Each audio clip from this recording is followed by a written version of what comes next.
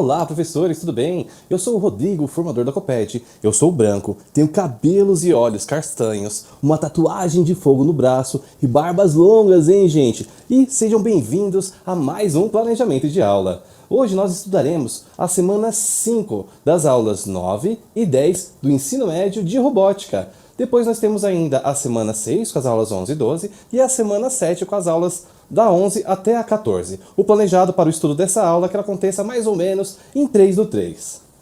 Falando agora um pouquinho sobre os objetivos dessa ATPC, hein, gente? Vamos lá! Nós vamos explorar os conceitos das aulas 9 e 10 do ensino médio, fornecer dicas e orientações para aplicações da parte na prática, propor estratégias pedagógicas para facilitar a aplicação dos conteúdos em sala de aula.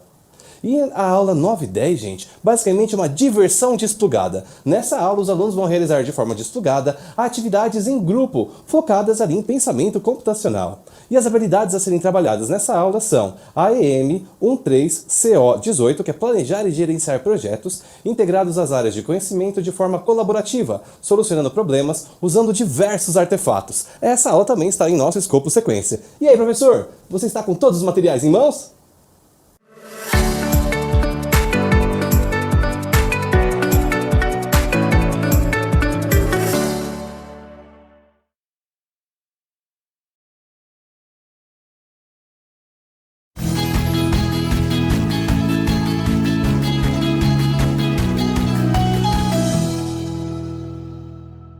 Vamos falar agora um pouco mais sobre o material digital disponível. Vamos falar um pouquinho sobre os objetivos que tem lá na aula 9 e 10. Pode cortar para o slide, produção? Olha lá. O objetivo dela é introduzir a discussão sobre o impacto da tecnologia no cotidiano da escola, incentivando a reflexão sobre seus benefícios e desafios.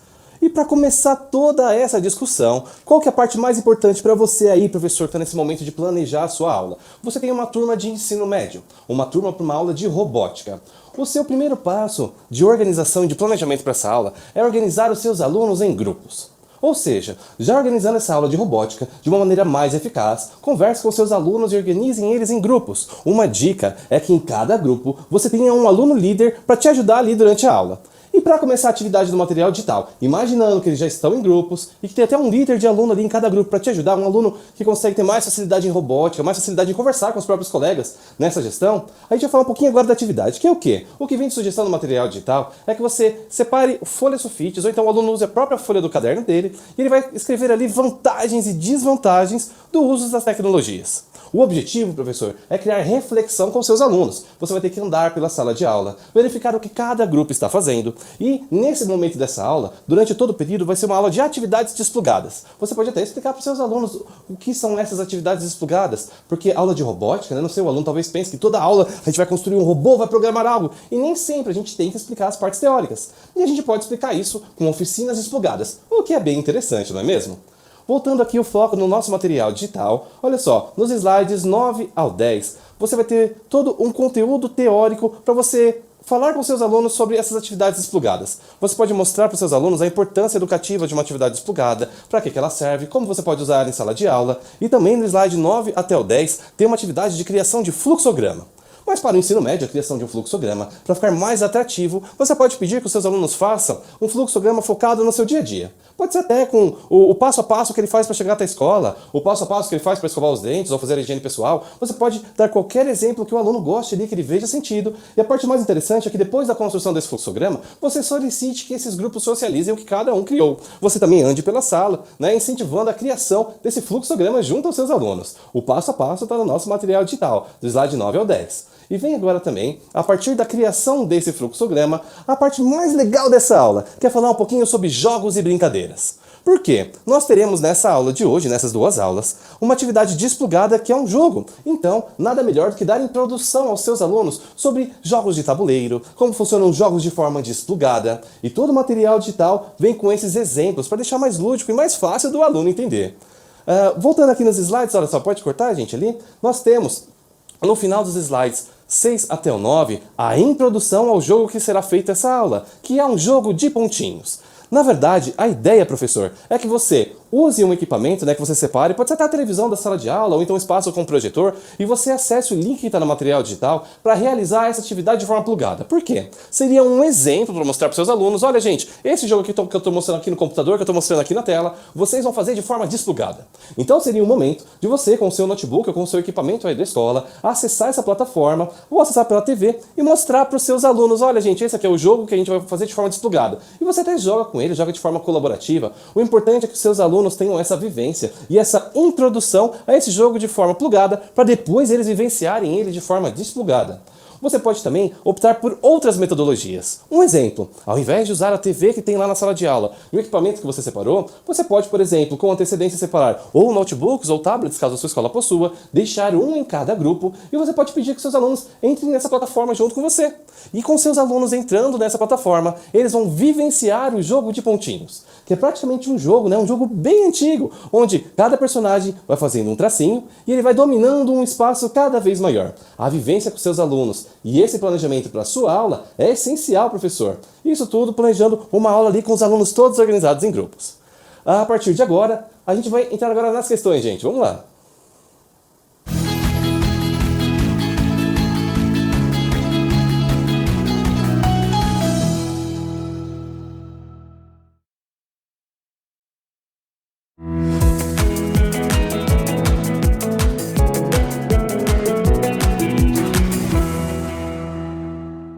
Vamos falar agora um pouco mais sobre a parte prática dessa aula, a parte mais interessante, a parte que mais engaja os alunos. No material digital você tem um passo a passo dessa aula prática que eu vou conversar agora com vocês. Vamos lá. Na seção do material digital você vai encontrar as regras do jogo de pontinhos, lá no slide 10. Tá? O importante é que o seu aluno ele pode criar esse jogo tanto usando uma folha de caderno, quanto usando uma folha sulfite, caso você entregue. Ele pode usar uma cartolina. Mas o legal é que você consiga ter uma dinâmica com seus alunos para que a maioria deles participe desse jogo. Você pode até criar competições, mas já eu falo disso. Voltando aqui ao slide, falando das regras, nós vamos usar aqui a configuração 6x6. Mas, se sobrar tempo na sua aula, você pode usar as variações 4x4, 3x3, 5x5. Isso você pode adaptar da melhor forma possível. Essa atividade foi idealizada para jogar em duplas. Contudo, você poderá, depois que eles jogarem em duplas, fazer uma competição, dividindo em turnos, fazendo como se fosse um campeonato, professor. O que ficaria muito interessante. Então, se os alunos estão em grupos, tá? Você vai pedir lá que eles, dentro desses grupos, eles façam essas atividades em duplas e você ainda pode fazer um campeonato, uma chave de campeonato. Quem venceu aqui, a gente bora e continuar fazendo o jogo com eles. Eu acredito que eles vão se divertir bastante. Aqui eu tenho um exemplo de como é que vai ficar esse jogo, tá, gente? E ele é bem simples quando a gente pensa nas regras do jogo. Com os pontinhos criados lá no caderno ou na folha sulfite, cada aluno fará um traço de cada vez. Vamos pensar então nas regras. Cada aluno faz um traço de cada vez. Ele não pode fazer um traço muito longo, ligando pontos distantes, são pontos próximos. Toda vez que um aluno completar um quadrado ou um retângulo, ele fecha esse quadrado ou esse retângulo e coloca a inicial do nome dele. E toda vez que ele fechar ainda esse quadrado ou esse retângulo, ele vai praticamente pontuando. Ou seja, o jogo termina quando o quadro todo fica preenchido. Assim como está no slide, tá vendo aí, gente? Olha só, no nosso slide, um aluno com inicial E jogou com um aluno com inicial L. Então, nós temos o jogo finalizado. Com esse jogo pronto e finalizado pelos alunos, vocês vão contar quem conseguiu colocar mais iniciais e verificar quem foi o vencedor.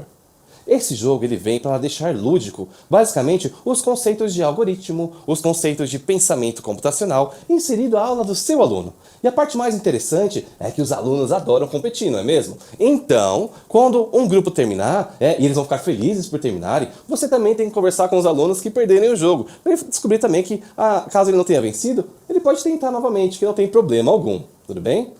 Os alunos eles podem também terminar isso muito rapidamente. Então você pode verificar uma dinâmica, ou para deixar o jogo mais complexo, ou para aumentar a quantidade de pontinhos, porque o aluno quando se empolga com jogos, eu aposto que eles vão até fazer um pouco mais rápido do que o esperado. Quando a gente fala ainda dos slides dessa aula, tá? Ela é uma boa oportunidade para incentivar a criatividade e a criação de atividades desplugadas. Você ainda, professor, pode trabalhar conceitos como matemática, quando a gente trabalha com conceitos de simetria, geometria e contagem, artes explorando visual de cores e padrões criativos, e até mesmo conceitos de tecnologia com introdução de entrada, de input, output, saída, comandos de linha. A parte mais importante é que todos esses conceitos estão lá no material digital, nesse passo a passo, professor, que você vai realizar junto com seus alunos. O importante é que você incentiva os alunos a trazerem também Bem, experiências da vida dele, do próprio cotidiano. Você pode imaginar uma atividade até para a próxima aula perguntando: gente, conversa com seus pais, que jogos desplugados eles jogavam na infância? Que jogo de tabuleiro seus pais costumavam jogar, que eles gostavam bastante? E trazer essas vivências, essas perguntas e essas questões estão lá no nosso material digital para deixar mais lúdico essa aula e cada vez ainda mais interessante.